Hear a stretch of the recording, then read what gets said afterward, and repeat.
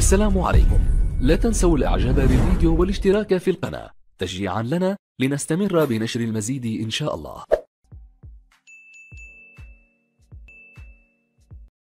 بسم الله الرحمن الرحيم. ألهاكم التكاثر حتى زرتم المقابر كلا سوف تعلمون ثم كلا سوف تعلمون كلا لو تعلمون علم اليقين لترون الجحيم ثم لترونها عين اليقين ثم لتسألن يومئذ عن النعيم.